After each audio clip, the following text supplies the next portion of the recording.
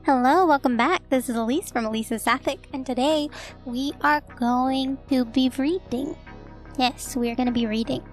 What we'll be reading is Nonstop by Copycat 101.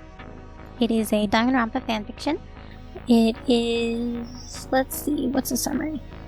Chihiro Fujisaki, as the ultimate programmer, can program for days straight, holed up in their room. However, they barely eat, drink, or go to the bathroom, and they certainly don't get any sleep. They know it's a problem, but Kiyotaka Ishimaru is concerned and is there to help. Chi-Ishi fic, pre-game, pre-mutual killing. Yes, this is a shipping fic, and yes, the ship is not very popular, and yes, it's the first game, because I like the first game, and I like the ship, and I like this fanfiction, and they did a very good job on this fanfiction.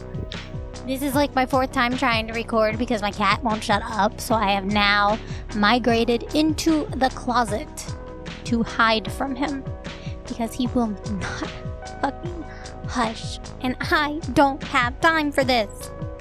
I'm running out of time. It is Thursday at 11 p.m. No, Thursday at 11 a.m. p.m.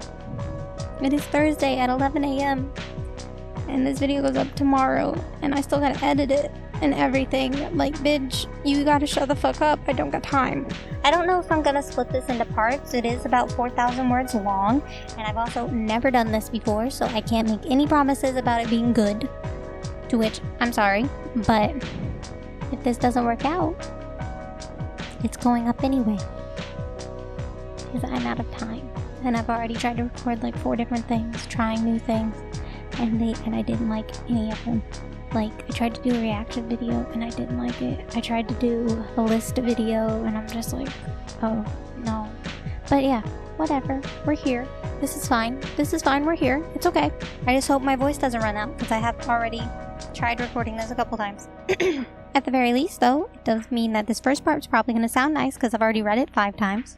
But yes, here we go. We're just gonna get started, I think, because I do not know what else to say about this other than my cat's an asshole, and yeah. Yay. This fic is very good, though. It will be in the description, and I suggest you go there and you leave the kudos and preferably a comment, too. Yes, leave kudos and comment. Just say, wow, I just watched Elise read this. This was so good. Thank you for providing this, okay? Just be nice to this person, because they did give me permission to read it, and so you should be nice to them. And it is a very good fiction. Okay? Okay. Also, I'm not really going to have my model in very much of this video, other than this beginning part, because there's a lot of other stuff I want to put in. Okay? Okay. Chihiro Fujisaki was the ultimate programmer. They had ideas to implement, things to code, projects to work on, and technology to engineer. It was long work too, hours upon hours of coding and schematics, just to get the basics at the inner workings of a small part. When people thought programmers, they thought of someone sitting at a computer and typing up random sequences on the keyboard for a few minutes before miraculously creating a fully functioning program. Then the person, usually a mid-20s to 30s male with carefully combed hair, thick glasses, a professional look of a long-sleeved shirt and tie with slacks, and who would babble long strings of words whilst they typed up their magic program, would then have hours of free time to themselves because their genius and quick work would make the miracle program in almost no time at all. No, that was not what programming was like. Even if you had a talent that rivaled the legends of programming, it would take more than a few minutes of keystrokes to make most of the technology that was vital to everyday life. That stereotype needed to be beat out of people's minds, because only computers can do such a thing, and programmers are people. Also, computers still weren't advanced enough to completely create a new structure or program. Computers still could not think for themselves to that degree. People were the ones who had to develop and invent these things. Chihiro knew various sequences by heart and could whip up the basics of any program in less than 5 minutes. But even then, Chihiro and all programmers were humans. Humans can only type and process and create things so quickly. Humans need breaks and sustenance, food, water, bathroom, stretching, eye checks, wrist exercises, and sleep. Despite all the trials and tribulations of programming, and still having to recognize that they had limits, Chihiro enjoyed programming immensely. It was one of the very few things they were good at. To them, programming was fun, interesting, and immersive. Very immersive. so immersive that if one caught the young-looking student tapping away a sequence on their laptop, it would take multiple times until the small brunette snapped out of their intense typing.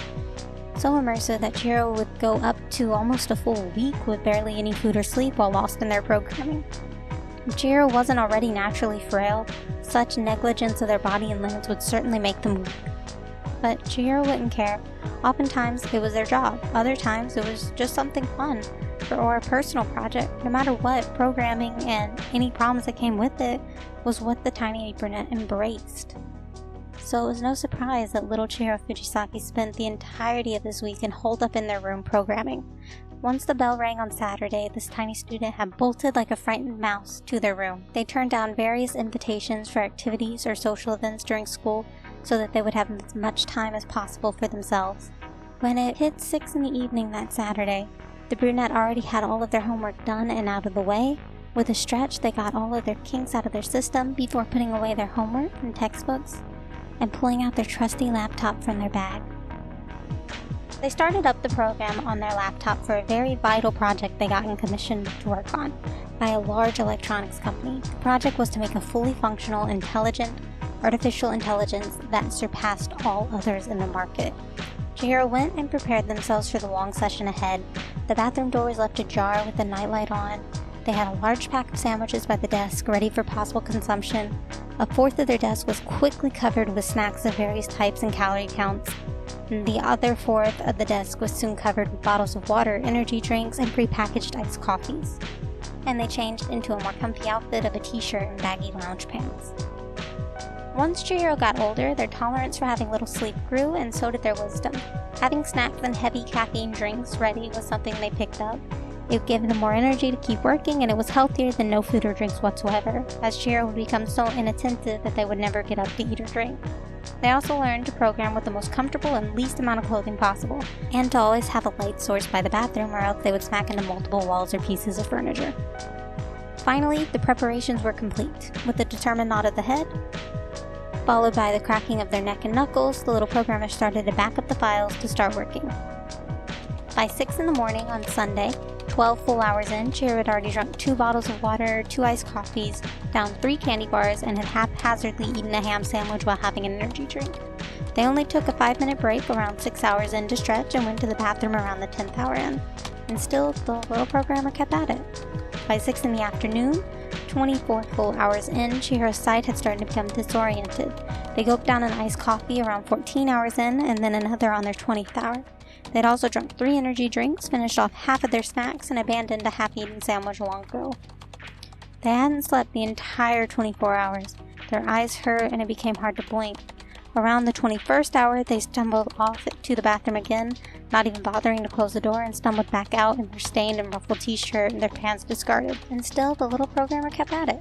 13 and a half hours later, 7:30 in the morning, Monday, marked itself as the 37th and a half hour into programming. None of the sandwiches had been touched, but all the chocolate bars and light snacks were gone. They drank their last bottles of coffee somewhere around midnight and 3 in the morning. They were working on their 8th energy drink, or was it 9th? Maybe even 10th? At this point, Chihiro didn't really keep count of the empty can. They had rolled off to various parts of the room at this point, more than likely, and hadn't properly gone to the bathroom yet.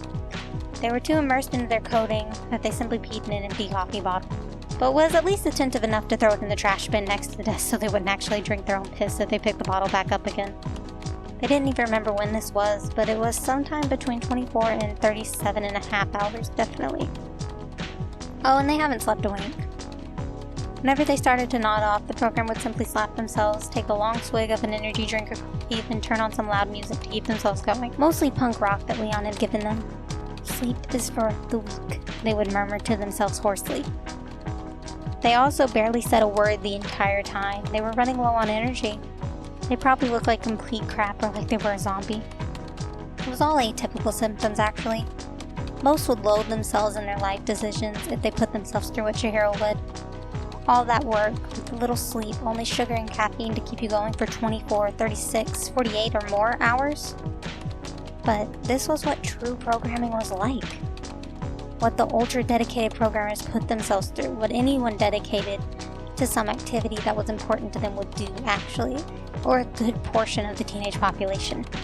It seemed more inspirational and less moronic to think it was a dedication to something deemed important rather than idiocy of the teenage mind. Anyway, most would loathe themselves. And in the early hours of the morning, after a day or more without sleep, sure, Chihiro would loathe themselves a bit, but accomplishing something, once they woke up from minor sugar fatigue and induced coma, would give them a sense of pride and would make it all worth it. But while they were almost done, so close to being done, something happened that made Chihiro absolutely loathe their life decision. The bell to their bedroom rang, incessantly and very loudly. Chihiro growled in frustration, the anger filling their face with pure, unadulterated fury that no one could ever imagine the programmer having, and kept on typing, trying to ignore the bell. They were literally a few sequences away from being done with what they've been working on the entire weekend. 10, no, maybe just 5 minutes, just a bit more, until Chihiro could lean back against her chair and stop their tired, stiff fingers, maybe close her eyes to rest. Then a loud knocking came at the door. Soon it was followed by someone talking into the doorbell's intercom system. "Fujisaki-kun, are you there?" called a very loud, very familiar voice. Alright, and that's all we're doing today. This is a very long fic, and most of my videos only end up being like 5 or 10 minutes, so I think I'm gonna split this in half and post the next half next week. And no, this wasn't just to make it where I don't have to record next week. That is not the reason. So this is where we will be ending this video. I hope you enjoyed it, this part. And if you are just so dying to know what happened, the link is in the comments to go read it. I don't know what my voice is doing, but I don't like it, but I'd like to get out of my closet. Yes, please let me know what you think of it. Did you like it? Say yes. But yes, let me know in the comments what you think of this kind of video. Should I do more of these? Should I not? I don't know yet, because I haven't watched it back. But I will say recording it was kind of nice. It kind of felt like a sleepover. It really just feels like there's 7 of us sitting around in a circle and we're just taking turns reading our favorite fanfic to each other. I don't know if you ever did that, but I sure the fuck did not. But it sounds fun. But yes, thanks for coming by once again. I hope you have a good night. Later, Pixels.